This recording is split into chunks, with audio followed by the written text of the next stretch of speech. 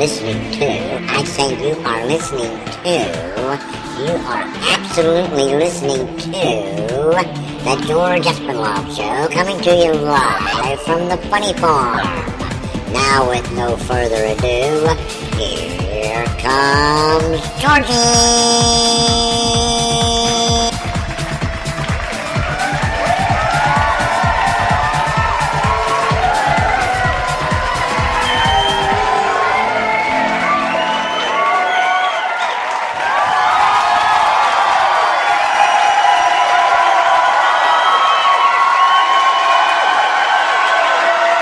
Oh, yeah. Hubba, hubba, hubba.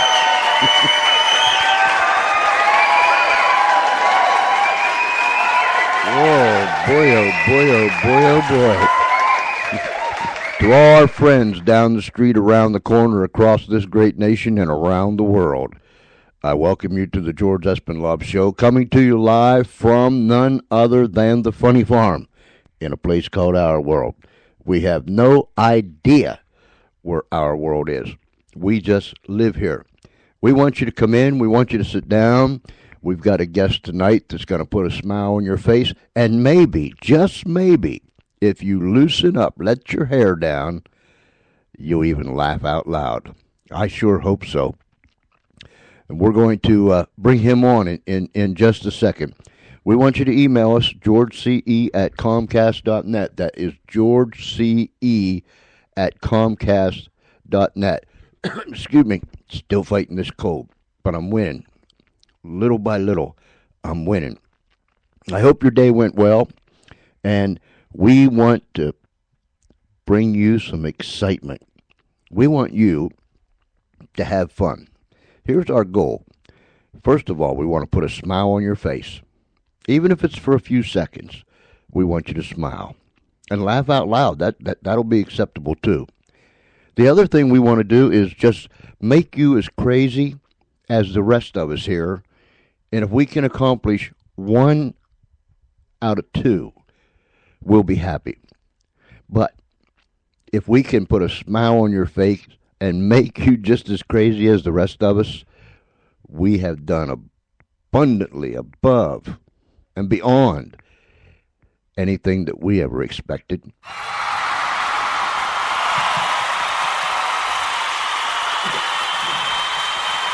Don't take much to get him to cheer, does it? We had a great show last night with Dr. Joy, and she laid some weighty stuff. I was going to say heavy stuff. She laid some weighty stuff on us last night, and I hope that it opened your eyes, and I hope that it caused you to go and do, what's that word? Research. And think on your own and find the answers to your questions, because they're out there. She's going to be coming back soon, as soon as she gets all of her stuff together for the publisher and some odds and ends and this and that. She's going to come back, and she's going to spend some more time with us, because we only scratched the surface. I'm not even sure we scratched the surface, but wow. She's going to take us down deep. She's going to drill down, down, down, very, very deep, and take us places that perhaps we've never been before. But that's what this show's all about. We want guests that will bring us a challenge. Tonight, we're going to lay back. Tonight, we're just going to have fun.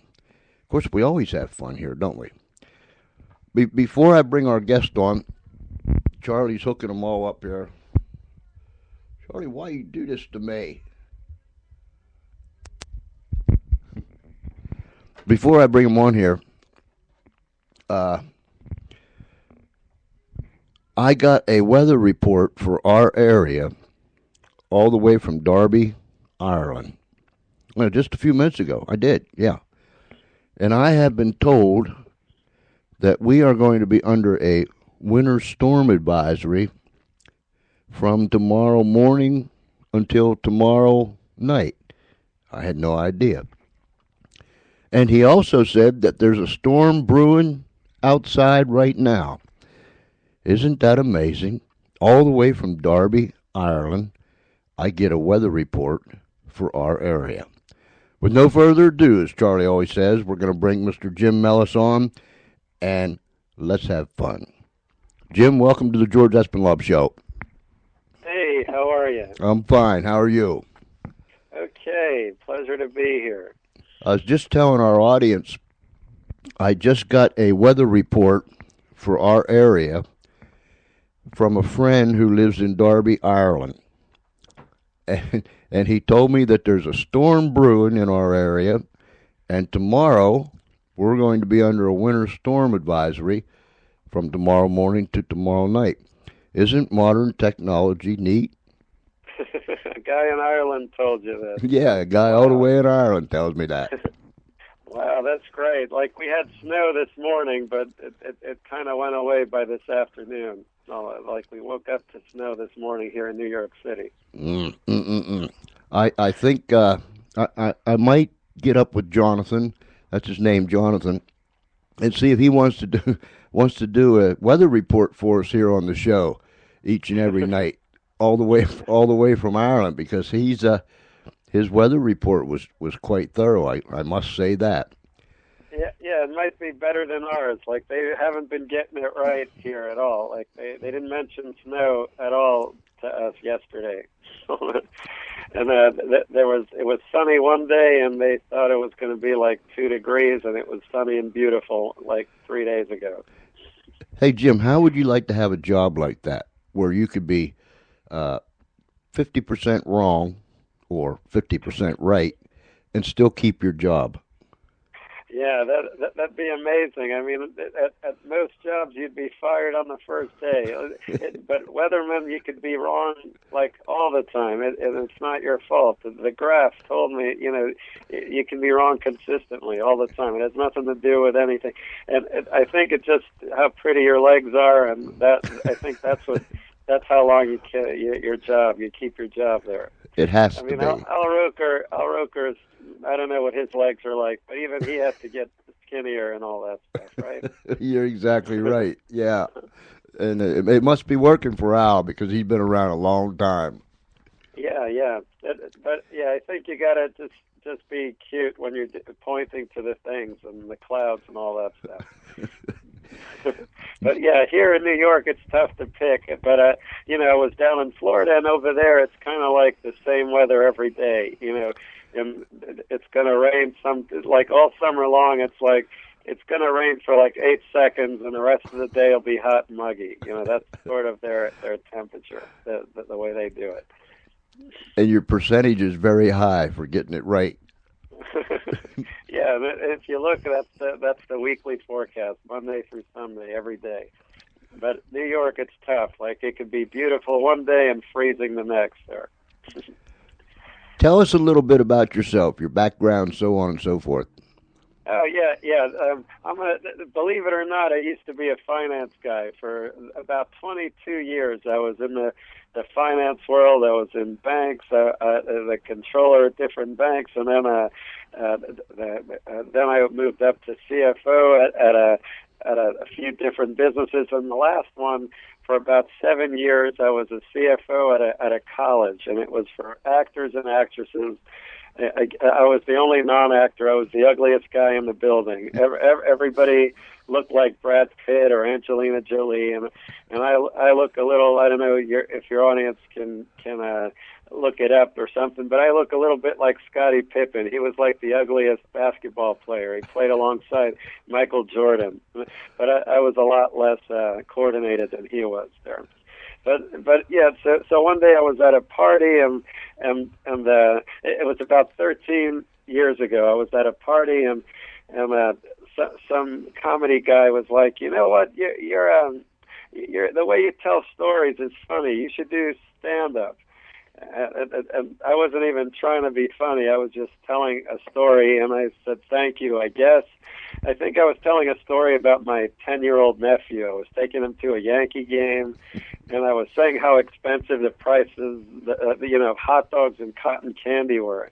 I told my nephew, for the same price, we could have both eaten Fruit Loops off a hooker's nipple or something like that. and he still wanted the hot dog. These 10-year-olds, and they weren't even that good. Those hot dogs go through your system like a Bon Jovi cover band went through my ex-wife's pants. It was it's really tough there. But it was my dream ever since I was a kid. You know when you're in first grade and the teacher asks you to draw something that you want to be when you grow up or come in. With us, they had us come in as what we wanted to be when we grew up. So kids came in policeman outfits, ballerina outfits, astronauts, doctors, lawyers. And I came in as the host of the Gong Show. Although that might be before your time. No, I'm not sure how old you are, but the Gong Show's from the 70s. So it's I came in and I had a little puppet next to me with a bag over it, and he was the unknown comic. So I always wanted to make people laugh. I'm 2 days older than dirt. Oh, so this was you remember all that stuff. It probably wasn't funny to you, but to me as a little kid I was dying laughing. And so I wrote stuff, and I went to my first comedy show ever, again 13 years ago. Very intimidating. It was at the Comic Strip here in New York City. Now, to give you an idea, this was where Chris Rock and Eddie Murphy and Seinfeld, Ray Romano, all the greats were discovered there. So I came straight from the office, suit and tie, the briefcase, cup of coffee, and I saw all the other comics waiting to go up in jeans and T-shirts. I was nervous and went straight to the bathroom and puked. I forgot to mention I have a huge fear of talking in front of crowds. I puke before every show. I even puke before this radio show right now. It's kind of like a ritual. I just puke before it just to get all the gook out, the negative stuff out. It's like a roller coaster for me, like when you start going up the thing, it's very scary, and you puke and cry and scream, and then once you go over the hump, it's a lot of fun. And by the way, I'm nervous on roller coasters too. My nephew and all my cousins and aunts and uncles love to watch me cry like a girl on those things. But that it was a mess. I was a mess going up there. I was nervous, butterflies, sweating, and a comic came up to me while I was in the bathroom, and he's like, this whole thing. This puking, it means you care. I know, it means you care. It means you're not going to screw up and all that stuff. I mean, and if you do, that's fine, but it means you're putting your heart into it. And the guy said something like, I've been doing this for 25 years, and I never, when I don't feel anything, it means I don't care. So I kind of felt better when I went up there. And it was great, and I've been doing it ever since. Everyone was laughing. I mean, everything that could go wrong went wrong. Somebody answered their cell phone in the front row, and I asked, can I talk to them? And they let me. They actually let me talk on the cell phone, and I was like, hey, what's your name? How are you doing? What are you wearing? And it turned out to be the person's mother and all that stuff. And, I was like, I'm naked too, and that whole thing. And again, it was great. It was a lot of fun there. Were you? Actually, you told us you were a nervous wreck. Even though you screwed up, did they think it was just part of your gig, or did they really know? Yeah, the whole time they thought, and that's sort of my style. Like I don't look like him, but I'm kind of all over the place. I go on tangents a lot. I'm kind of like I don't think I'm as amazing as or brilliant as Woody Allen, but kind of like that sort of messed up sort of thing, where Woody Allen is kind of all over the place, everything. So I was doing that, and they all kind of thought the same thing. I just walked off the stage, picked up the cell phone, like, is it really this important? But it was great. And then I talked about I think it was my first wife at the time, and she didn't like all the stuff I was telling everyone about. she was the most unsupportive person. If you're doing this business, you definitely need support. You can't just go in there and have nobody to back you up, because you got to understand, everybody is telling you you're doing things wrong. Everybody, there's a million comics out there, and every single one of them is like funny, and they think you're an idiot, and it's competitive. And if you don't come home to somebody saying you did a great job, it makes it a million times tougher. And my first wife, she hated everything. She's and she didn't like me talking about our stuff, about her, and not because they were true, but because they were true and they were about her. So that was one of the reasons. And she said she didn't like me talking about our private stuff to complete strangers. And I said, I don't like when you get drunk and show your private stuff to complete strangers. And the best thing about her was that her bed was easier to get into than a community college. And my friends liked that about her too. It was pretty interesting. And if she were here, if she were listening, I'd get smacked around so much. It'd be amazing. But she would always say things like that whole honesty thing. She would say I was never honest. That kind of thing, and I don't value honesty. So I asked her one, a pretty girl walked by, and she's like, would you leave me for that girl? She said that to me out loud, and honesty, right? I was like, I don't know, I'd kill you for that girl. That was the wrong time to try the whole honesty thing. In case your audience is curious, her and I were divorced, but don't feel bad. The divorce worked out much better than the marriage. And now I'm married to a great girl now. She's very supportive. We just celebrated a wedding anniversary and the whole thing. So it's been great. It's been great there. When you went up there the first time, and you were like a train wreck, what as the crowd began to get into it with you and laugh, what did it feel like to you? Well, again, this was brand new at the time. So again, I didn't even know how to hold a microphone or anything. All I did was write my stories down. So this was the first time. So, the mic, the audience, and again, you barely see anyone. You might see the front row and then a big spotlight in your face, and you feel like one of those turkeys or chickens that are in the supermarket that are spinning in the thing, it's super hot. And again, everyone's looking at you in New York City with their arms crossed. So it's very scary, very intimidating, and all that. And if you don't believe in yourself, you could just crumble right there, before you say one word. But it worked out perfectly. I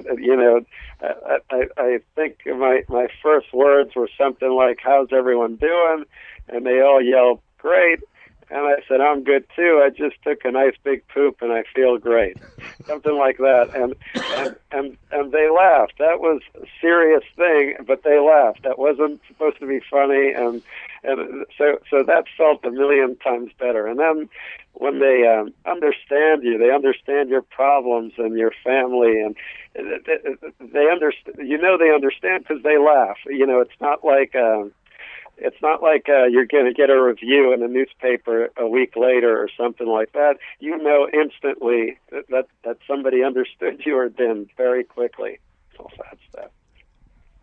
Do you? They can relate to what you're saying because there's probably many of them in the audience that's going through similar things that you went through. Yeah, and still, the stuff I go through, I didn't realize. I thought I have a weird family. I mean, my dad would give me advice like Jim, everything happens for a reason, but sometimes the reason is you're an idiot and you make bad decisions. This is like what spits out of his mouth. And when I write this stuff down, anytime, by the way, I run out of material, I visit my family because they're just going off constantly and all that stuff.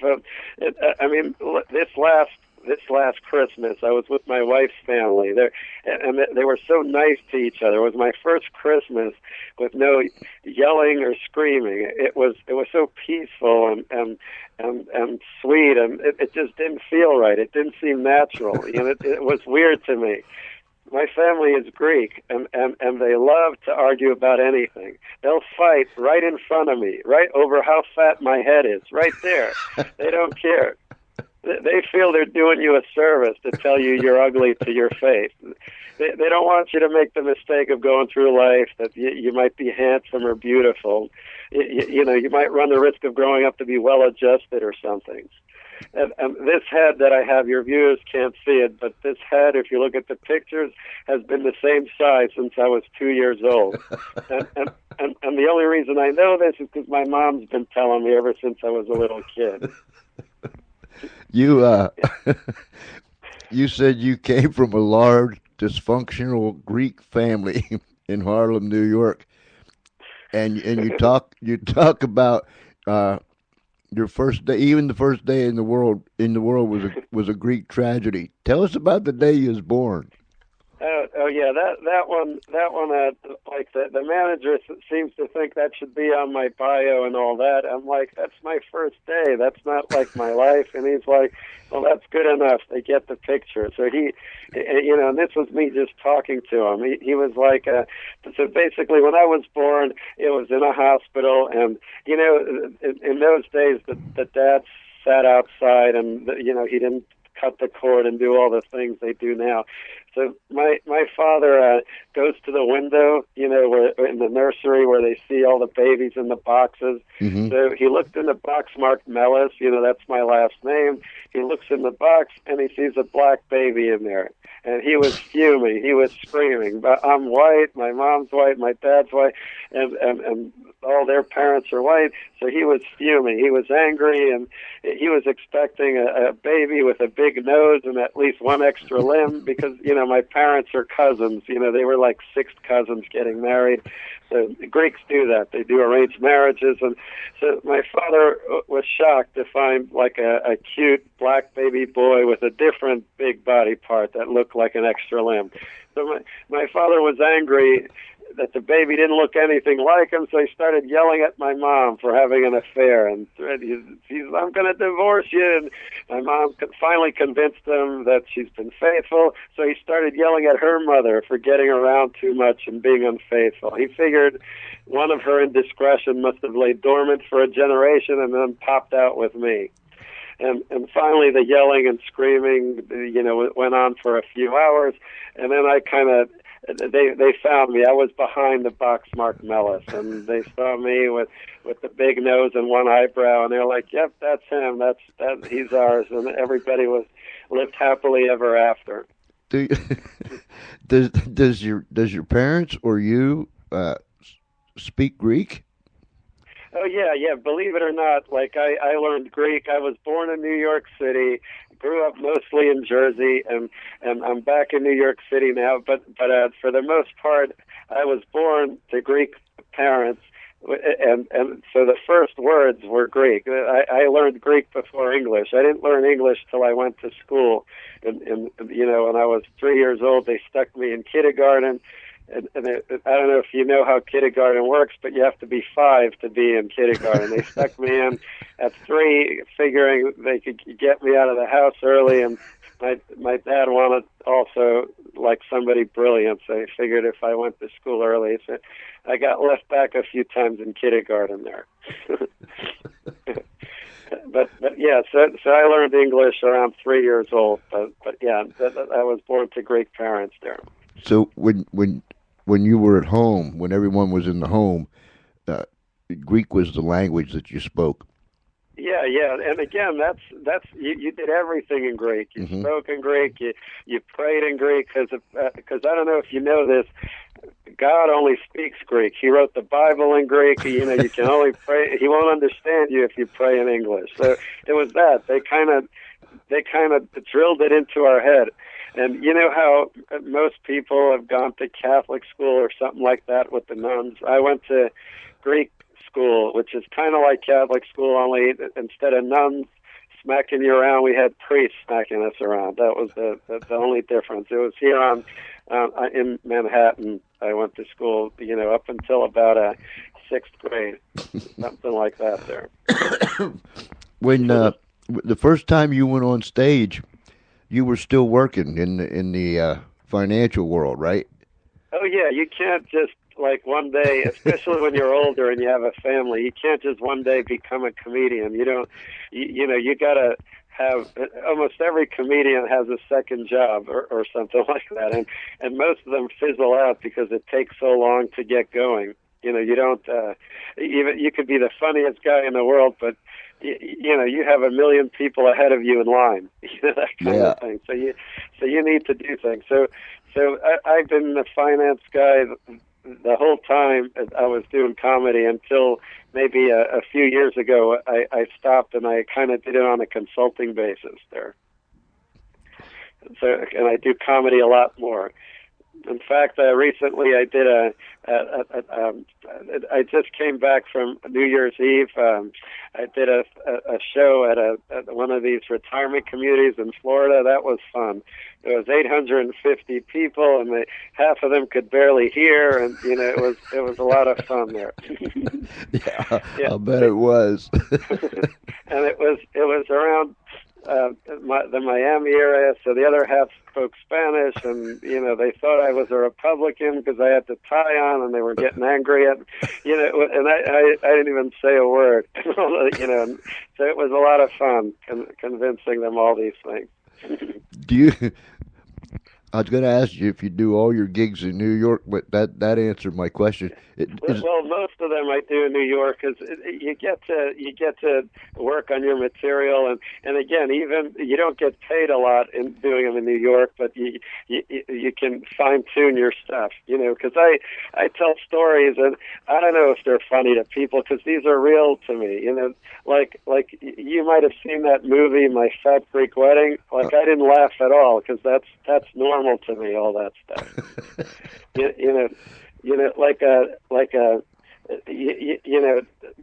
My wife and I'll tell you, we had our baby. We had our first baby ever, and he was born not this past Thanksgiving, but the Thanksgiving before, right on Thanksgiving Day. I didn't get to watch any football games. I didn't get to eat any turkey, but it was my best Thanksgiving ever. And the best part was I didn't have to hang out with my parents. I called them up. Sorry, guys, we're going to the hospital to crank out a baby. Turkey's in the fridge. Help yourselves. Just don't be home when we get here. And are you okay there? I'm fine. Did I hurt something? Yeah, I'm fine. Okay. I couldn't tell if you were laughing or if you're choking someone or something like that. Yeah. Yeah, so people are like, why are you so mean? And I'm like, you just have to understand my parents to know what I'm talking about. You know how you can always tell the couples that have been together forever, one might be doing a crossword puzzle, the other one's reading, there's no eye contact, there's no talking, nothing, and no touching. My parents, they never shut up, ever. They can have multiple conversations with each other, covering a wide variety of topics, and still ignore each other. So it's like ignoring, but with words. And so this actually happened. This actually happened word for word. My parents were both in the kitchen in their house, and my mom says, "Yanni, you have to fixing the stove. The stove is not working." And my dad, "I left a pen right here on the table. Do you know where it is? How am I supposing to cook if the stove is doing brokey? I had this envelope right here next to the pen. The envelope is still right there, but the pen's not there. I don't know where the pen is. The pen was next to the envelope. I see the envelope. I don't see the pen. Where's the pen? The Furno, Muzaliti Tarhidia. If you're not calling the guy to fix the stove, you can have a tzatziki sandwich and stick it to Golosu." Now, the last part you might have figured out, she can't cook, so she took a sandwich made out of the tzatziki sauce and stick it, where. But the first part of the sentence, she said, "This oven is making her testicles dizzy." It doesn't translate so well. So then my dad was like, did you throw out the pen? Maybe you threw out the pen. Did you look in the garbage? Why would you throw out the pen? You know I need the pen. Now, the stove was broken this morning. I put the pen inside to fix it, but now the stove is not fixed again. Maybe it's in my other pants. Did you look in my other pants? I think the pen is in my other pants. And this went on for like 45 minutes. I mean, this stuff, people, I have to try it out because I don't know if people think it's funny or not. But that was a real life. My wife actually said, you should say this one because this is this is funny. I'm like, it is? This is them all the time. But it is funny. It is funny. Yeah. Yeah, and the weird thing is, other parents do. The other parents relate. I mean, other people relate to this. All that. I can relate to that. I've been married for 45 years, and yeah, we do some of that stuff sometimes. It's most amazing. I never thought of it before. You know what I mean? I mean, I've done it, but I have never thought that I was doing it because I didn't know what I was doing because I was doing what I just normally do, and she was doing what she normally does. But now that you brought it up, we'll know what we was doing now. Thank you. If you understood that, it's scary, but yeah. I mean, it's weird, and to you know, so I visit my parents a lot because I get little tidbits here and there. And my dad was, he came to a show one time. He's like, I want royalties. You're funny because I call you stupid. So I want the royalties here. Because you're doing all this. You're talking about me the whole time.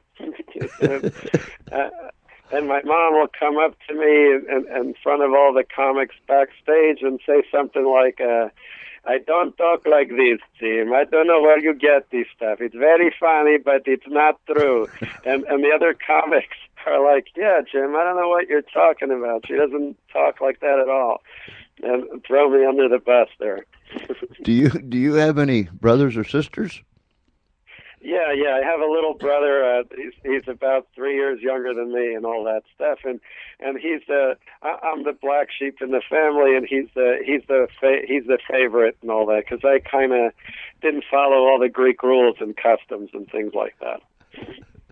Yeah. I married a non-Greek, as they call them, and all that. And I don't know if everybody knows this. When you're Greek and you marry a non-Greek, it's not like a racist thing, but it's more like the way they put it, they won't understand our cultures and things like that. So for you non-Greeks, it would be like bringing home a girl with a sore on her lip and 2 kids and saying, "This is the one. This is the one. I love her." Do they hold it against you for like forever, or do they eventually kind of forgive? Well, when our son was born, they kind of forgave and all that stuff. They saw him, and again, we have he's a gorgeous kid. We lucked out. I don't know, he must have got it all from his mom because he was born with a huge mop of curly hair. That's my side, but the rest is a good-looking kid under that. So I was like, where did that come from? But everybody loves him. He smiles constantly, except at my jokes. He doesn't laugh at anything I say. In fact, one day he gives you this look like, he's only one, but he gives you this look like he understands. Like, what do I care about alternate side of the street parking? You know how long it'll be before I can drive? That's the kind of stuff the faces he gives me. But he definitely looks like an old soul, like he knows what's going on around him. He'll see another baby crying. Don't you know how good we got it? We're here in the best city in the world, driving around, and you got this schmuck pushing you around in $1,000 stroller, and they wipe our butts for us, even though they know we could do it. I mean, he's like, what are you crying about? Because he's been easy on us. I mean, every other parent thinks we did some magic to him, but he sleeps 12 hours through the night every night, like nobody's. So he goes, put him to bed around 7:30. He wakes up at 7:30. I mean, apparently this is not a normal thing in the baby world. And when he's up, he's happy. And if he does cry, it's very simple. He either is hungry, or he wants you to put him up or take him down. Wherever he is, he wants to change. It's real simple there. He sounds like he could do that commercial for, the little guy in the crib, and he's got the iPad, and he's checking his... Oh, yeah, the what do you call it? Those E-Trade E-Trade guy, yeah. Yeah, I should start doing that. Get him to work early and all that. Start putting him, putting him to work for us here. All that stuff. He's because he could. I mean, he does every picture. I mean, it's the easiest thing. We did a family portrait with all the kids this past Christmas a few weeks ago, and he was right there front and center. Usually the photographer has all these things to make the babies laugh, little tickle things and toys and clowns, and he was just sitting there like, where do you want me? Here I go, with the smile instantly. When you go ahead. Yeah, he's great with that stuff. I mean, we took him to Boo at the zoo on Halloween. I don't know if you know, at the Bronx Zoo here, they do Halloween where basically you put your kid in a costume and you do Halloween at the zoo with him. They have parades and hay mazes. Those guys that do the magic, magicians. Sorry, it's late for me. I've been up early with the baby. They have clowns, spiders, and people in these snake costumes and spider costumes trying to scare the crap out of the babies. Kind of like the dreams I have after I find out I'm going to be audited. But they had camel and elephant rides. All the babies were screaming their heads off, scared of all the monsters and clowns and camels. And my son, laughing at the top of his lung. It's like he was saying, you think you're going to scare me? What do you think you're going to do? Make me poop my diaper? Already done, 15 minutes ago. I pooped before I came because I knew you were going to try that. Because I ain't stupid like the other ones. This idiot's going to clean it up anyway. You don't scare me. I'm here laughing at you. You're hysterical. That's how much you scare me. I'm going to break a lung. I'm laughing so hard. In fact, I dare you to scare me. This is the look he gives you. He's just dying laughing when they're trying to scare the pants off of him. And my wife, I mean, he's a great sport too. My wife dressed him in a hedgehog costume, and no one looks good in a hedgehog costume. He looked like an artichoke with a little cute baby face on top. But he was having the best time. The monsters were coming up to him. I'm going to eat you, little hedgehog. And he was like, okay, I understand my appearance might be somewhat crappy, but I look like an artichoke, but you monsters and the camels you rode in on make me laugh so hard I peed my pants. And with the pictures, Ma, stop telling me to say cheese for 45 minutes and take the pictures. I'm dressed like an artichoke and I'm saying cheese. The irony, because after a while we're trying to take pictures and you move and you miss it and the camera takes forever. So, but he was a great sport the whole time, and that's one of the things. Remember, my new wife, she supports me in everything, but she hates when I do my son's voice. She says things like he doesn't talk that way. I'm like, he's one. He doesn't talk at all. It's just what I think he wants to say. And yeah, so those are the only things. It's like he's not. He doesn't sound like a gangster. I'm like, well, I'm just telling him what he's thinking. So those are the only fights we have about how I represent my son to everyone. By the way, I can only do one accent. So my dad, my wife, and my son all sound like one of the Sopranos there. Do you, when you went after your first nervous train wreck gig, and then of course you went back to work, and how often did you get to do the comedy thing? Well, I was doing it like at first it started like once every 2 weeks, and then it became once a week, and then after a few months it became twice a week and 3 times, and I just kept going and going, and if I didn't get anything paid, I would go and do open mics, and that's the big thing with comics. You need to get a stage time. Stage time is the most important thing, because you need to get that second. You need to. It's kind of like working out. You work your muscles. Well, your brain, that funny part, is a muscle. You need to keep it going.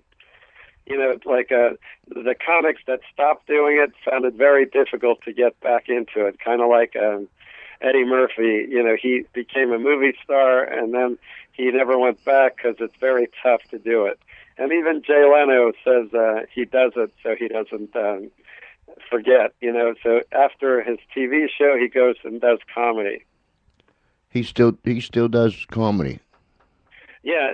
In fact, I don't know if it's true or not, but he said, or it was written in an article, that all the money he makes from the TV show, he keeps in a savings account somewhere. He doesn't use it. He uses only the money he makes doing stand-up there. Huh. So it forces him to get out there and do stand-up. Who is some of the people that you were in the same place with? The comic strip. There was I did clubs all over New York and things like that. But I was at believe it or not, all these guys in New York, it's cabaret style. So comics go up one right after the other. It's not like there's an MC, an opener, and a closer. There's you might be on the stage right after different comics. So I shared the stage with Judah Freelander, Todd Barry, Louis C.K., Seinfeld, Joe DeVito, Wally Collins. The big guys there. But so it gets very intimidating when you see guys that have been all over the place, and then you're up. And this was again even a few years back when I wasn't going all over the place like I am now. Are they when you're somewhere with people like that? Are they do they snub you or do they give you little tips that would help you along? Well, sometimes they do.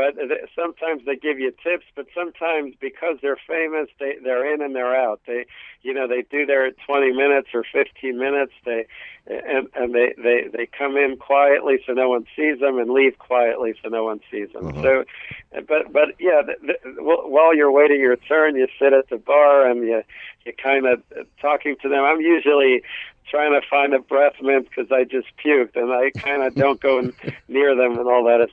But one of them, the guy that saw me puking, believe it or not, was that gave me the advice that if you he was like, I get nervous too, and it's okay, and it's normal to get butterflies. That was George Carlin there, but that was a long time ago, 13 years ago there. Wow. All that stuff. So picture it, you're in New York City and these guys are walking all over the place. Any guy you've seen on TV has done these clubs and is still doing them to get the jokes fine-tuned, to get the stories out perfectly. Do the clubs ask you to come, or do you just kind of like go in and get in line? Oh, no. Well, for the paying ones, yeah, the clubs ask you. They call you up and they give you the dates that they want you to come for. Like if they called you today, they would be for 2 months from now, the times they want you to come and all that stuff. So right now, I have a manager that does that. So they kind of reach out to them, and the manager just gives me dates and be here, be there. They want 20 minutes, they want 45, they want a half hour, that, and you got to be like a stopwatch. You got to start when they tell you, and sometimes they might be unorganized and will say stretch it out or shorten it. Like if we're all set up and then Seinfeld shows up, he's the only one that him and Chris Rock and the big names, they can just show up and everyone has to sit down and let them go for as long as they want. That's the only time you kind of things switch around. But yeah, for the most part, you can't. If you wait, the ones you're waiting in line for are open mic type things. Is there a lot of course, there is a lot of competition. Excuse me. Yeah. There's probably millions of guys going for it because it looks easy to people. You go up there, you talk about your penis, and everybody thinks it's hilarious. But there's a million comics talking about their penis, so you got to switch it up a little bit there. You got to make it original. You got to stand out from the crowd there. Are you doing all right? Oh yeah. Basically, I was in the finance world, so I kind of been doing both for 13 years, and then the last few years, comedy's been doing better, so I switched off to the comedy, and things have been going great there. Are you? What's on your itinerary? Yeah, let me see. So that I'm not. I get that. I don't have that near me, but most likely, they're the ones I know for sure are clubs around here. Like in the next few weeks, it'll be on my website too. Just go to jimmelis.com and you should see it in the calendar side. But basically, it's the clubs around here: Broadway Comedy Club, New York Comedy Club. The Comic Strip and the Gotham. Those are the ones I remember off the top of my head. Maybe you will get invited to sit on the couch of Leno. Oh, that'd be great. I mean, that'd be a lot of fun. But most likely, the new comics or the newer comics that aren't as famous, they make them do jokes and all that stuff. If we're lucky enough, we get to sit on the couch. But they usually have us do our stuff, and then leave. But that's sort of how David Letterman works too. You have to pay your dues, I assume. Yeah. Like if you remember, that's what Seinfeld's first time. He did 5 minutes, and then he was off. And then the second time he did 5 minutes, and then they let him sit on the couch for a few minutes. It was something like that there. Yeah, it was.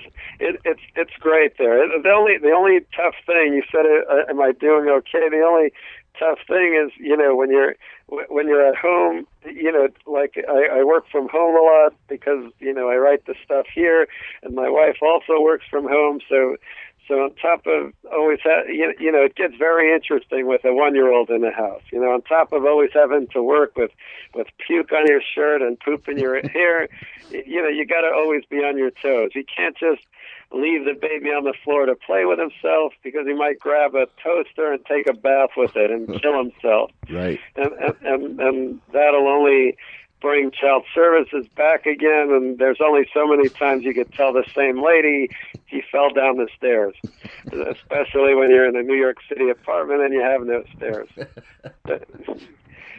I mean, I was even on a phone call with these important people, and the other guy was like, "Did you hear that noise?" What noise? I don't know. It sounds like a baby crying on the phone. I don't know what you're talking about. There's a baby crying. Maybe you hear my assistant. He's really, really young. That's me on my toes there. Yeah. Yeah. It's a whole different world, with the baby in the house, and he's an amazing kid and much better than any of your listeners. And I'm sorry, I'm not being biased. You all might have the second greatest kid ever, but that's the best you're getting. Good luck to you guys with the second best kid ever. And I'm not being biased. Here, when he was born, they gave the baby a test to see if he's okay. If the doctor slaps him, did he yell correctly? Was he the right color when he came out? Apparently blue and green, those are bad colors. You get low scores for those. Was he breathing? Was he moving? did he get angry when you shoved, that thing in his nose so he can breathe? Basically, the baby should be angry through the whole thing. He should be, because you just shoved his entire body through an opening a little bigger than a garden hose. So to sum it all up, he should be breathing, moving, not blue, and angry to get a high score. So my son did all of those things perfectly. He did everything right, and he got a 9. What kind of crap is that? I asked the doctor, how does he get a 10? He was definitely a 10. Put a 10 down on the thing. She said, we don't give 10s. Well, I think you should start giving 10s. He was brilliant. Did you see the breathing? The breathing was beautiful. It put tears in my eyes. And it's beautiful color. He was anything but blue. And he was genius. The way he was moving, he was like a little Baryshnikov, only manlier. I don't know. So but again, I'm not being biased. He's the best kid ever there. The doctor screwed the scores up there. Yeah. At one point, she was like, "Oh, look! He has a cute little happy penis." I was like, "Hey, hold on! He has a handsome, big, ecstatic penis. None of this cute little happy stuff. I don't want him to get a complex or anything." Are you planning on having more? Well, I think we did it right this time. I mean, I'm afraid to have a second one. I see all these kids that are running around restaurants screaming and throwing things. And, I mean, our son, the worst he does, he's such a happy baby, but he's like a suicidal maniac. He's always trying to kill himself 24 hours a day. He reaches for the knives. He'll lick an electrical socket or a car tire, or today it was a Clorox bottle. He'll stick his arms in a blender. He'll climb up the coffee table and dive off. It's like he's looking for ways to get me in trouble with child services. But if you see him, you see any black and blue marks or scratches, it's not me. It's just him trying to kill himself. Self-afflicted. But I didn't hear you. Self-afflicted. Yeah. He's so imagine a rough kid. I mean, he's just having fun doing all this stuff. Oh, look, let me stick a wet finger in the electrical socket, and so you're chasing them everywhere. And apparently there's a lot of rules and laws with babies. Like, I can't leave the baby with the doorman so I could go get the car or something. And it's not like I left them with someone I didn't know. I left them with the new guy, Raul or something. And you can't, like the people in the suburbs, I don't know how you do it. Like with us, we just have them in the stroller all the time and we go. But the people in the suburbs, you gotta, because I took a baby on the road once, and so you gotta take the stroller, put it in the trunk, fold it up. You got to learn how to fold it and throw it in the trunk. You take a car seat, put it in the back, take the baby, put him in the car seat, go to the 7-Eleven, take the baby out of the car seat, put him in the stroller, go into the 7-Eleven, get yourself a coffee, come back out, put him back in the car seat, put the stroller in the trunk, and that's for a 2-minute coffee. I'd be killing myself if I was in the suburbs. I don't know how you guys do it. In the city, we just roll them in everywhere and take them with us, and even that you got to be careful. You can't just leave them outside if the Starbucks is too full or something. And again, like, I don't think it should be illegal to leave the kid in the car for a few minutes to go into the 7-Eleven for a Slurpee. It's not like I left the keys in the car and the door open. I wouldn't do that to a carjacker anyway. All the guy wants is a car. He doesn't want my kid. He can't even afford to pay for his own baby. That's why he's stealing my car in the first place. He came to the 7-Eleven for a Slurpee and someone else's car, and now the poor guy is looking at kidnapping charges. Nobody wants that. So I think for like 5 minutes, you're allowed to leave the baby in the car, leave the window open a little bit, that kind of thing. But that's not allowed. Jim, you're delightful. Let me ask you something before you go. When you mentioned Slurpees, how's old Bloomberg's new ordinance working out with you can't have any bigger than, what is it, 16 ounce or something? I'm not sure when it kicks in. Like, I try to stay away from the fast food, but I'm not sure when it kicks in, but it should be interesting because, he doesn't want everyone getting fat and sloppy around here. He wants us all. So with the smoking thing, I remember everybody was fuming. Restaurants were fuming. The smokers were fuming. I don't know if you remember. He said you're not allowed to smoke inside bars or restaurants.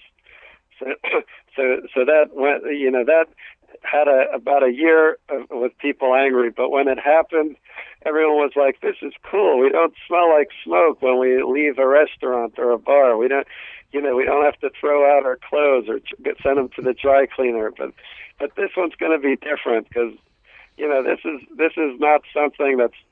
I mean, I guess it's bad for you, but it's a Coke. It's not like it's gonna kill you right away. Like, cigarettes are a lot worse than a Coke, I think. So I'm not sure, but yeah, that's going to be rough on people there. Now, where people bought the great big Slurpees before, now you'll see them coming out of the store with 2 or 3 littler ones. Yeah, like a 6-pack of Slurpees or something. Yeah. Yeah, like I don't see it affecting people too much. When those hamburgers were like the McDonald's hamburgers were too small, people would just get 2 of them or get it. But now McDonald's helps you out and has the double ones and the triple ones and the Angus and all that kind of stuff. But in the old days, you just got 2 or 3. If they didn't fill you up. Yeah. Like White Castle's around here. I don't know if you guys know what that is. Oh, yes. You just get like 20 hamburgers. Give me a bag full. Yeah, so I think that'll happen too with the Cokes and stuff. But I don't know. That one's a tough one there. Like, I get it. I know what he's trying to do. He's trying to help people from dying too early and all that stuff. But that's a tough one there. I just thought I'd ask before I left you go when you mentioned Slurpees. That for some reason that just popped right up there. Yeah, that's true. I mean, even the name's funny, so I should start coming up with Slurpee stuff for him. Yeah, that would probably go over real big, because everybody knows exactly what you're talking about. Yeah, definitely here. I mean, I don't think the law came into effect yet because I still see them around. So either they're doing it wrong or it's maybe another month to go before it starts. But it's going to definitely hit hard when it hits because I remember the smoking did the same thing. I guess if the stores have any of those illegal size cups, they're going to have to get rid of them. So I imagine the last day or two, people will be in there buying them up before they become illegal. Yeah, I know, and we got to read up on those laws. Like, is it anything with sugar or is it caffeine too? Because there's these huge. I mean, I think Venti in Starbucks means 20 for like 20 ounces, even though I think it's more than 20 ounces. All that stuff. Jim, it's been a delight to have you. Yeah, it was great. Thank you very much there. Have a great time, and we'll see everybody in church on Sunday. Yeah. You make sure you look for us. We'll be there. You know what I'm saying? Hey, Okay. and listen. The next time we talk, let me know how that Slurpee stuff's working out, will you? Oh, definitely. I'll have it. I'll have it all ready for you. I'll come out and let you know. All right, Jim. Thank you so much, buddy. Thank you for having me on there. Thank you for coming. Okay. All right. Bye-bye. Bye. Oh, that was wonderful. That was just that was just wonderful. I was wondering about that Slurpee thing. I'm just saying. You see people sneaking them out underneath their coats and stuff.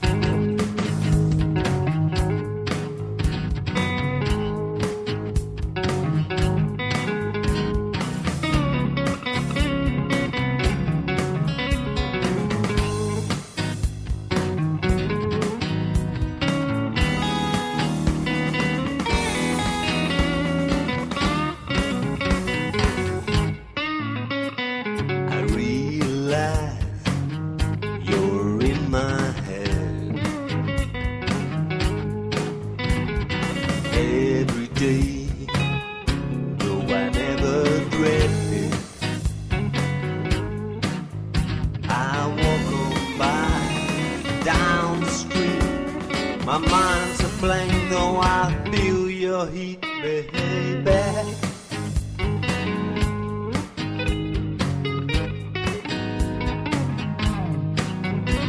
I'm stuck on you. I'm stuck on you, baby. I'm stuck on you. I'm stuck on you, baby.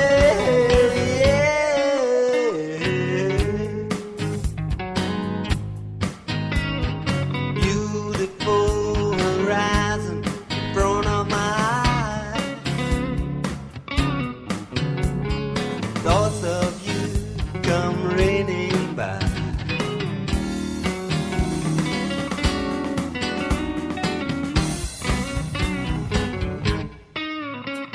My mind is full, your love is pain. I'm caught up in your hurricane, yeah. I'm stuck on you. I'm stuck on you, baby. Stuck on you, baby.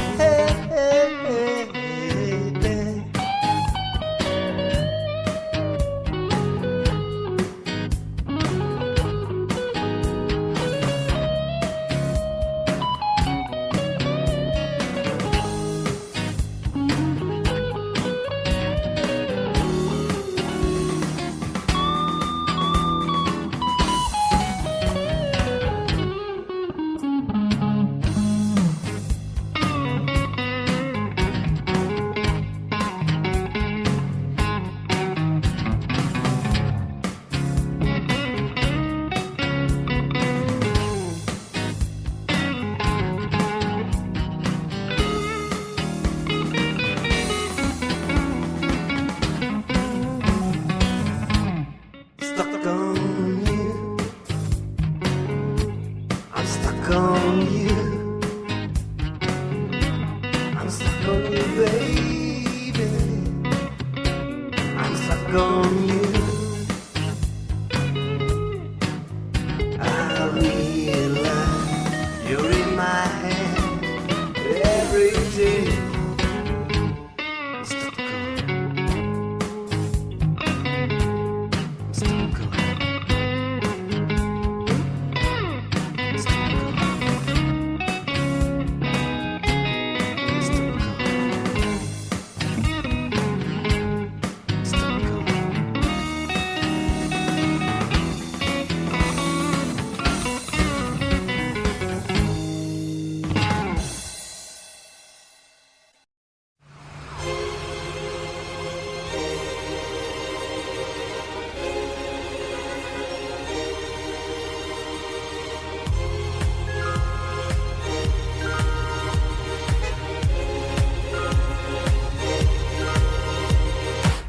Is it that I wanna be like you?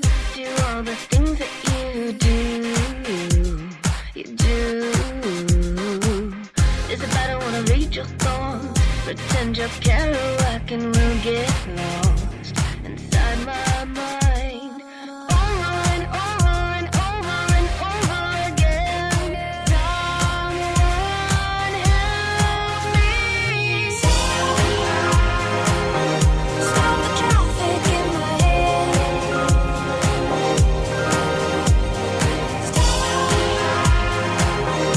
Make the green give it to red.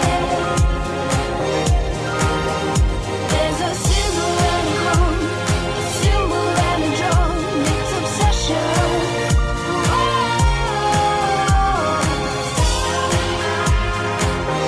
Stop the traffic in my head.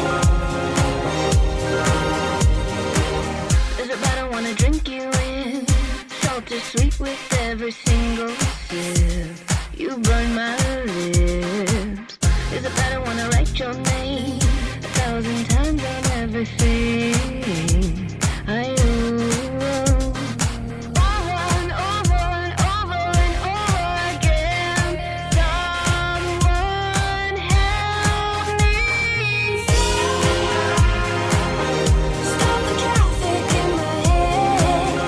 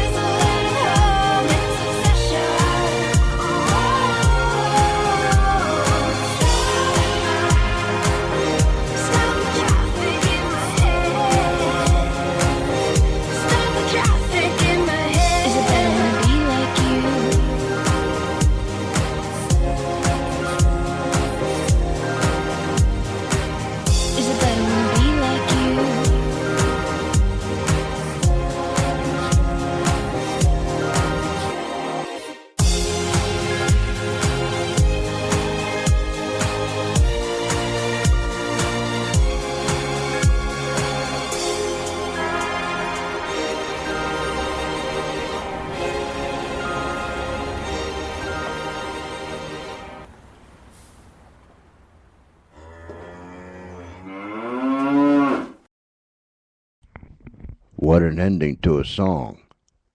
What'd that man say? Oh, that's what I thought he said. Could you repeat that, please? Yeah. And you're not even bashful about that, are you?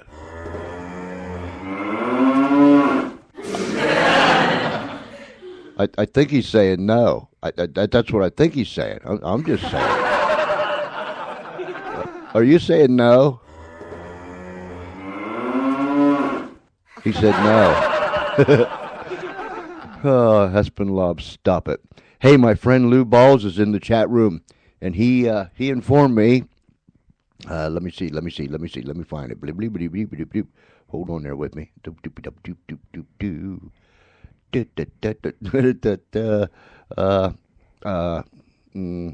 March 12th. Yeah, March 12th. March 12th. But then the dudes and the dudettes that sell those things have like a 3-month period to get lined up with the soda people watchers, the soda police or the Slurpee police or whatever they call themselves. But yeah, I just wonder how that Slurpee thing's working out for people. And I'm just saying. I mean, I don't really, because I just don't. Oh man, well, I don't, because I just don't. That's just the way it is. Anyhow, let me shut up a minute.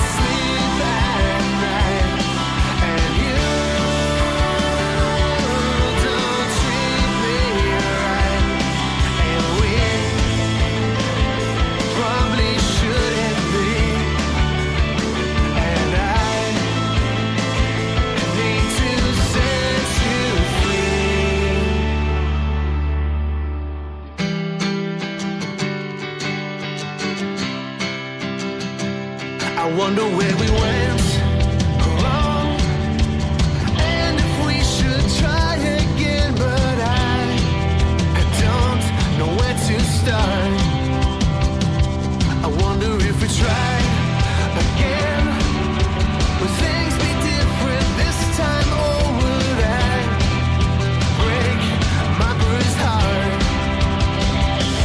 So I'm falling slowly to another day,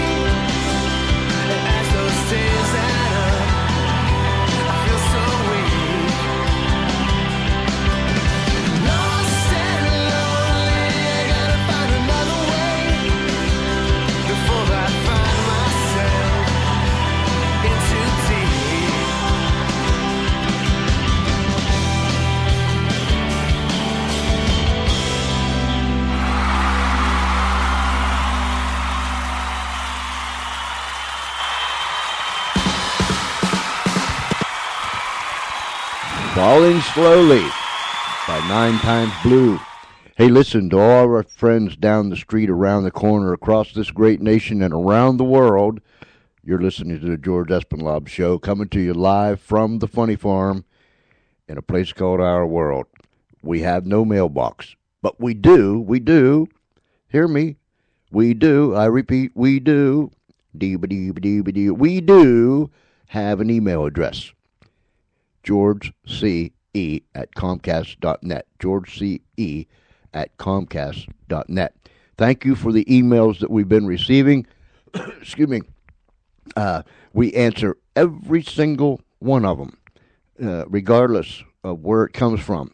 We get so excited when you say something, when we get an email from people, and you have been so good in sending your emails. Keep it up. georgece@comcast.net. Tomorrow night, where's my little gizmo here? Let me find my little gizmo. My gizmo. Okay, tomorrow night. Man, tomorrow is the 17th already. We're going to have two fellows on here tomorrow night. Two fellows at the same time. Steve Darling and Jackie Grissom. Last night when we had Dr. Joy Jeffries Pugh on out of Georgia, and she brought that weighty stuff to us. I mean, very interesting, very important, very important. It's just as real as the air you breathe. If you missed the show, go back and listen to it again. I think we called it What the Future Holds or whatever, but it's something like that. Excuse me. Tomorrow night, Steve Darling and Jackie Grissom are going to be coming on the show, and we're going to be discussing some more of those types of things, the end types of things, or the end times type of things. And they're going to share some information that they have that they want to share with the audience. Quite interesting. I'm quite sure, I know I am, I'm sure that the majority of us are concerned about the future, because if we don't pass away tonight, we're going to be moving into the future. And I'm concerned about our future. And I want to hear things about our future. Excuse me. I told you before, there's 3 types of people. There's people that'll believe anything that you're told without question. There's people that'll believe some of the things that you say and disregard the other. Then there's other people that won't believe a thing that you say. And they're not going to look for the answers anyhow. They just blow you away. But we want people to come and challenge us and cause us to think for ourselves and find the answers for ourselves. So these two fellows will be with us tomorrow night.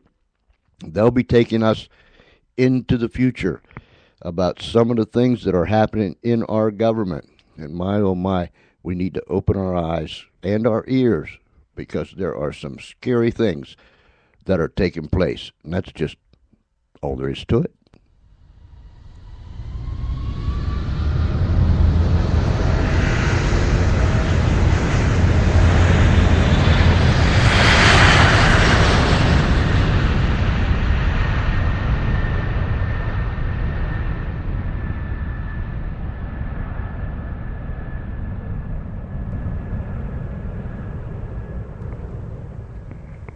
Really?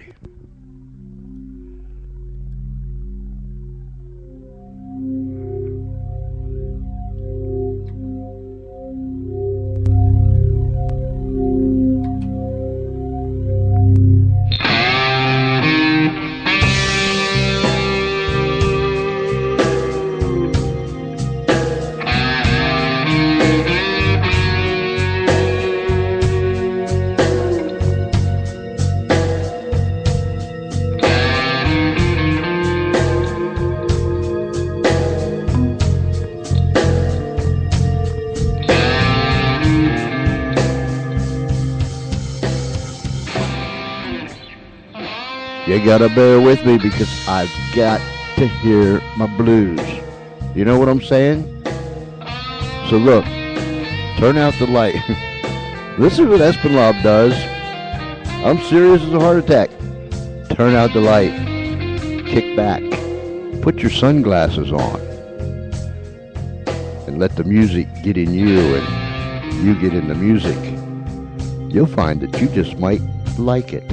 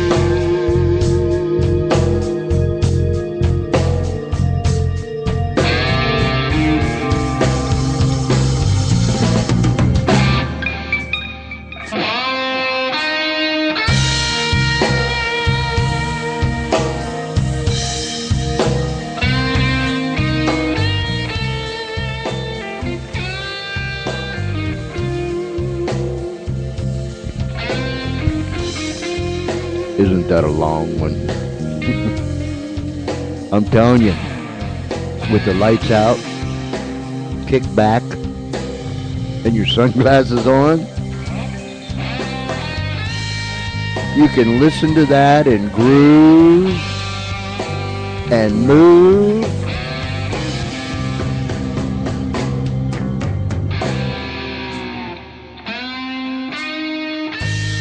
Oh, I love it, I love it, I love it.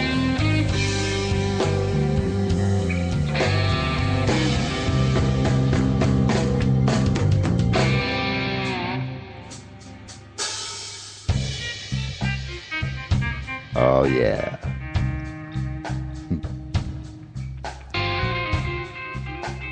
Hey, listen, my friend Lou, he got in the car, and he's up there in Jersey.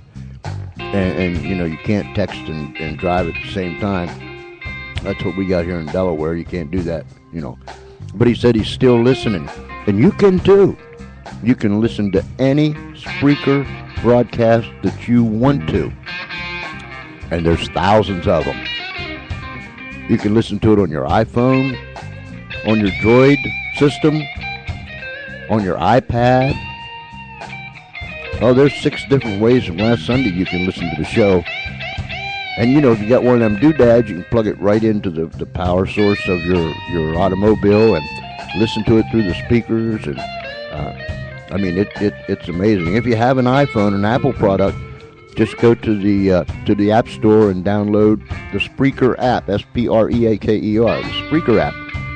If you have a Droid, go to that marketplace thingy and download the Spreaker app for that. Whether it's your phone, your tablet, whatever. And then you can listen to any show that you so choose on the Spreaker network. And trust me, there are some real good ones. Oh, that's so sweet.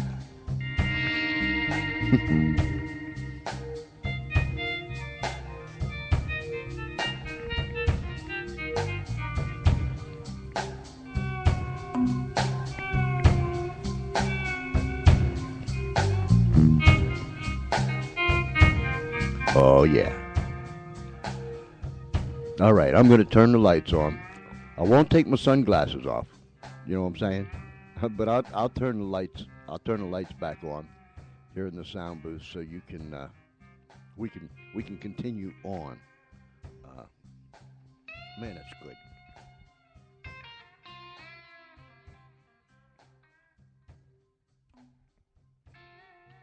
Charlie, he's got his sunglasses on, and Charlie he's got himself a little kickback stool over there. You know what I mean? And he puts his sunglasses on, turns his hat around backwards, kicks back, turns his little lamp out above the soundboard, and I mean he really gets into it. He told me that was one of his favorite songs. So why not? Do what? Yeah, Charlie's wiggling his button finger at me. It's crazy. Yeah, this is the funny for him. So go for it. Let's see what happens.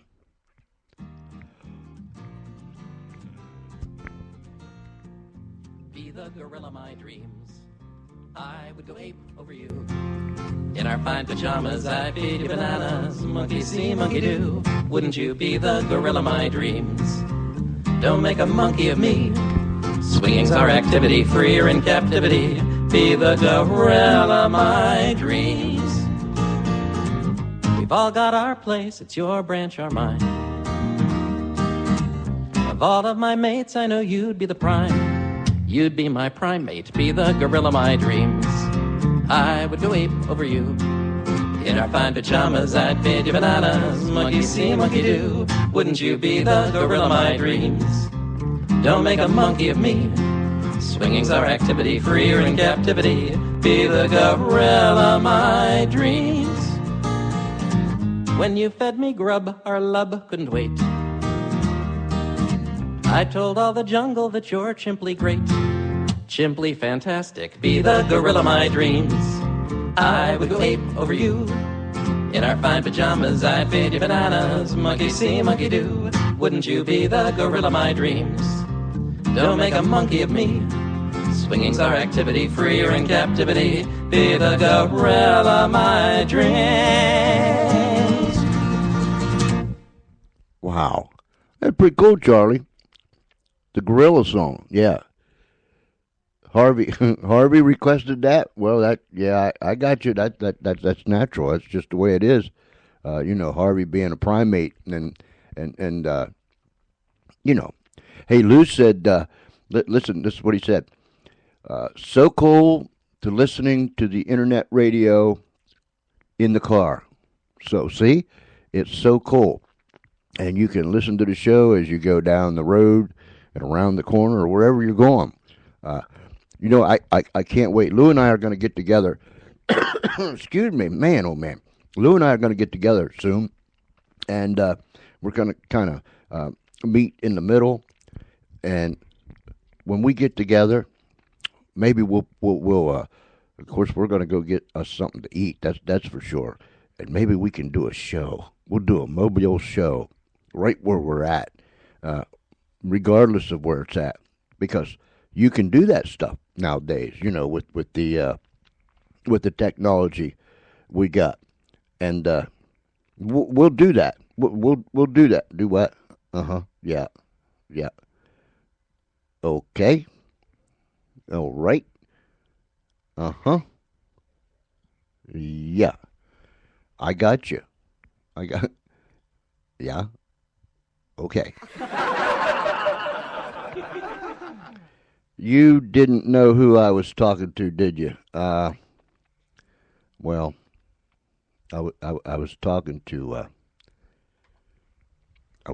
myself. Yeah. I know it's rude to stop right in the middle of a radio show, but when that happens to me, I can't stop it. It just, I can't stop it. Now listen, email me at georgece@comcast.net. We want to give this coffin dude a name. Jen was in the chat room the other night, and she suggested we call coffin dude Freddie. So email me if you have an idea, or come to the chat room, and I'm going to introduce Freddie to you. And Lou said we will, and we'll eat, and maybe even eat. Oh yeah, I like that. Yeah. Lou sends some of the coolest pictures of ham and eggs and bacon and sandwiches, and every time I look at them, it makes me hungry, and I just can't help myself. Then I'm looking something to stuff in my face. But anyhow, let me introduce you to Coffin Dude. So far, we have named Freddie. Email me or come to the chat room with a suggestion for his name, and then we'll throw him into the hat, and we'll give this dude a name. He deserves a name. Here is the Coffin Dude.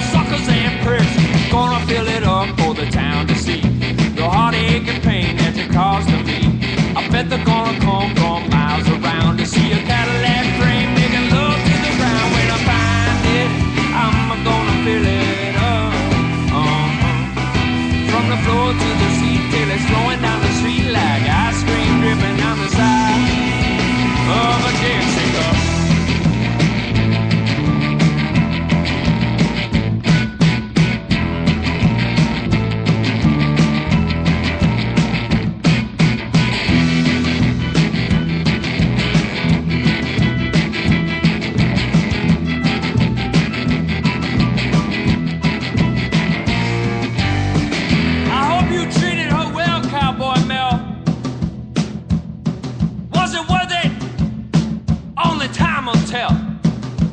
Ha ha!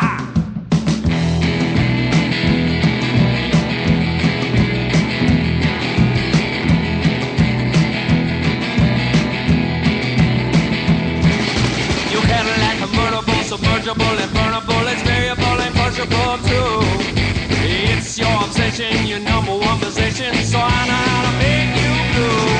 When I find it, I'm gonna fill it up. From the floor to the seat till it's flowing down the street like ice cream dripping down the side of a Dixie cup.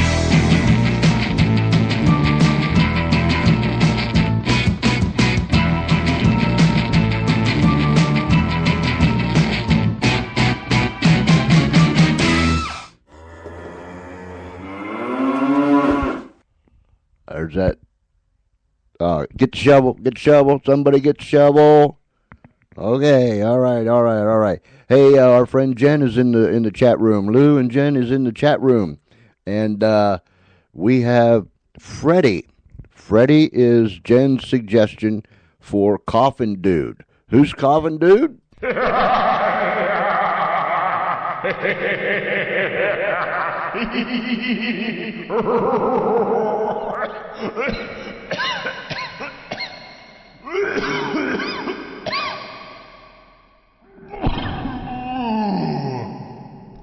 Oi, oi, oi, oi, oi.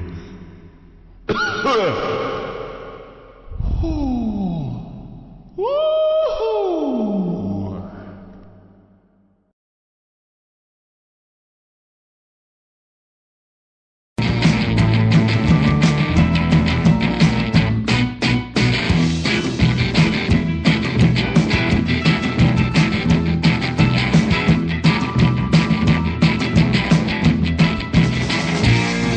I was told by a friend who heard it from another. You and my wife fell hard for each other. You stupid as a prick, you're out of dumb luck. Cause this madman drives a ready-mix truck. How many times did you take her downtown in a drop-dead Oxford red in a gown? How many times did you take her in back of your brand new midnight blue Cadillac? When I find it, I'm gonna fill it up. From the floor to the seat till it's flowing down the street like ice cream dripping down the side of a Dixie cup.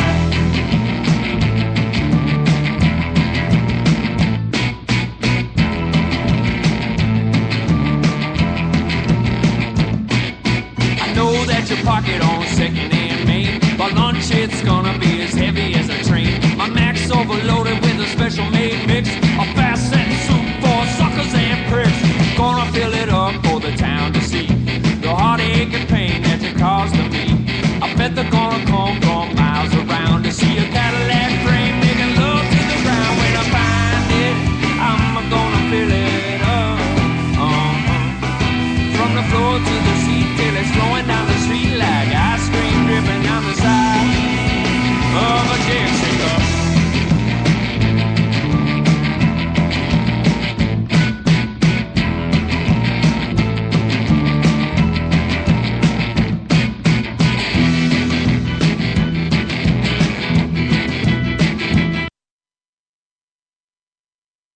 Charlie, you're messing with me. He's over there laughing. He's cracking up. He got two fingers up on his right paw, cracking up, laughing at me, holding his belly with his other paw. Oh, you just think it's so funny. Here's what he did. He snuck up behind me and had something tickle my ear. And I turned around real fast. Well, I did that. He turned my microphone off and acted like he wasn't doing nothing. And all of a sudden, he hit the button to play that song again because he likes that song so much. And then, when I was really getting into it, and I figured I'd just let him do what he wants to do anyhow. When I was really getting into it, he just all of a sudden reached up and hit the button and turned it off. Now he's cracking up about it. Oh, you think it's so funny. He's a mischievous little devil, he is. You made me lose my train of thought. In fact, my whole train fell off the track. I don't know what I was going to say. And you're still laughing. You wait Charlie, till this show is over tonight. You and I are going to have a little talk. Don't look at me with puppy eyes. We're going to have a little talk, and quit laughing and smirking and all that kind of stuff. It's not funny. It isn't. Man, where am I at? What am I going to do here? Here's what I want to tell you. Listen to me. February 4th. Last week we had a man here, an author of a book. His name is Rick Baker. In fact, he had a very successful radio show out of North Carolina, a 3-hour show, 5 days a week. And he left the show to finish his book. He wrote the book, No Goodbyes, The Mysterious Disappearance of the McStay Family. If you're not familiar with the McStay family, Google it. McStay, M-C, capital S-T-A-Y. They disappeared 3 years ago, February 4th, from the San Diego area. And no one has seen hide nor hair of the McStay family. I take that back. No one has confirmed that they have seen the McStay family. There has been sightings. Rick Baker traveled around the nation every time that he would get a call saying someone had seen the McStay family. Husband, wife, and 2 little boys. He even went to Costa Rica in search of the answers. He has interviewed the people that are closest to the McStays, parents, brothers, sisters. He has researched it.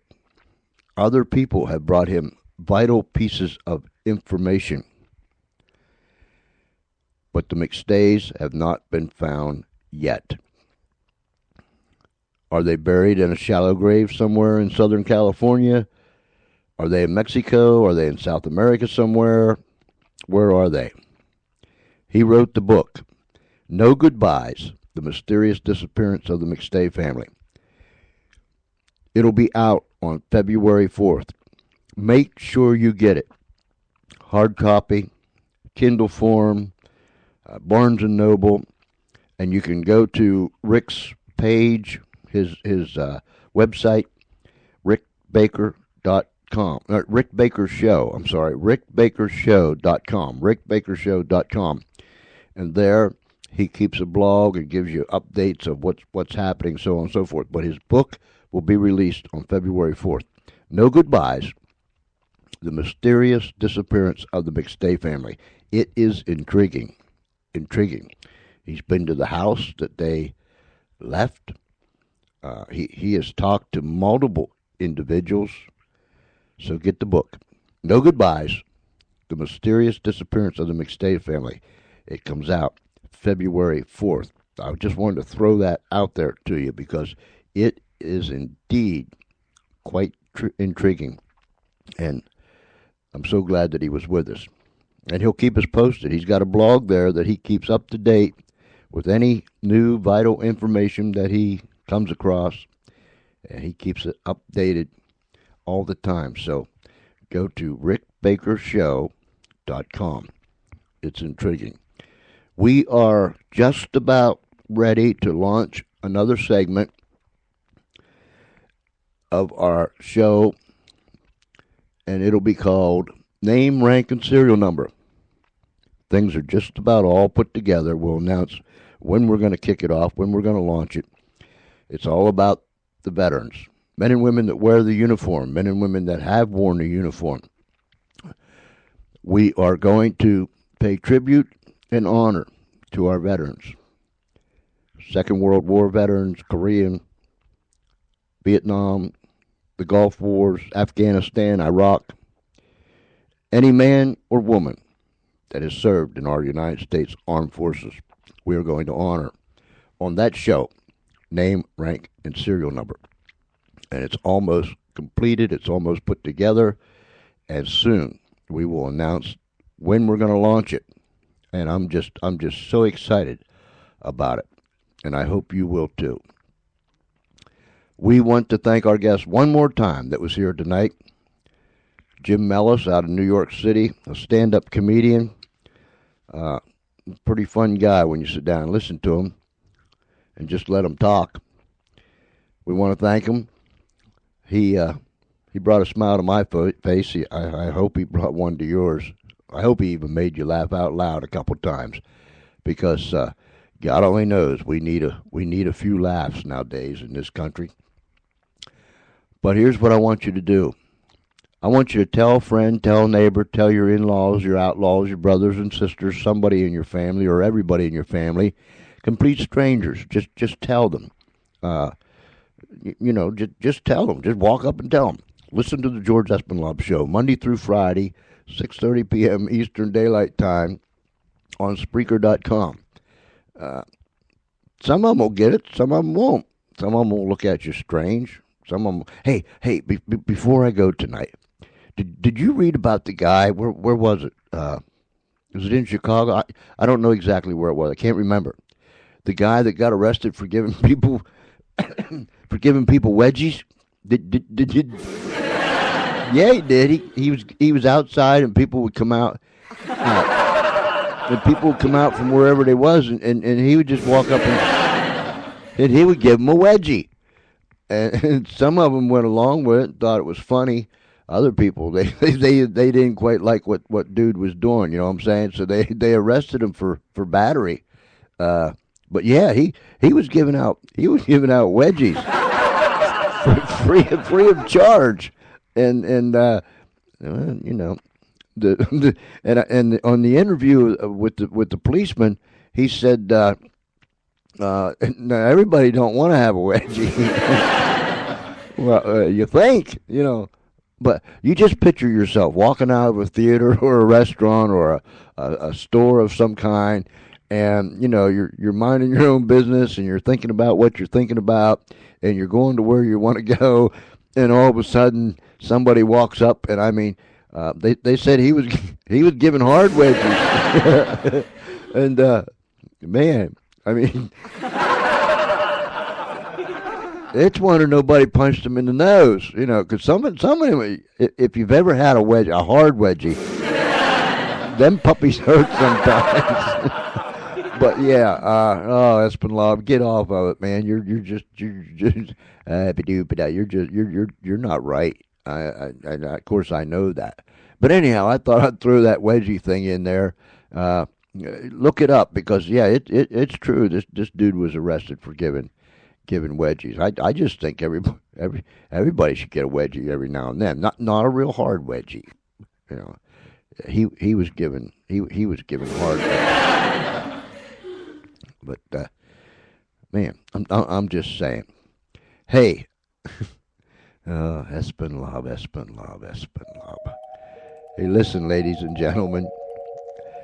To my friend Lou, to my friend Jen. Good night, guys. I'll talk to you tomorrow or the next day sometime. Stay safe. Have fun. Come back again. To you that are down the street, around the corner, across this great nation, and around the world, I want to thank you for tuning into the George Espinlove Show on this Wednesday night. Wherever you're at, whatever you're doing, we care about you. Email us. GeorgeCE@Comcast.net. That's GeorgeCE@Comcast.net. We'll answer your emails. We'll reply to everyone that is sent. And I thank you for those that have been sending us email. Keep them coming. Just make it more and more and more and more. We like to get emails from people. Wherever you're at, if it's nighttime, have a great night. If it's already tomorrow, have a wonderful day. But until tomorrow night, same time, same station, 6:30 p.m. Eastern Daylight Time, right here on Spreaker Network. Tune in for another George Espinlove Show, where we just never quite know what's going to happen. Other than we're going to have some more great guests. Until then, this is George Espinlove saying good night, and God bless you. real good.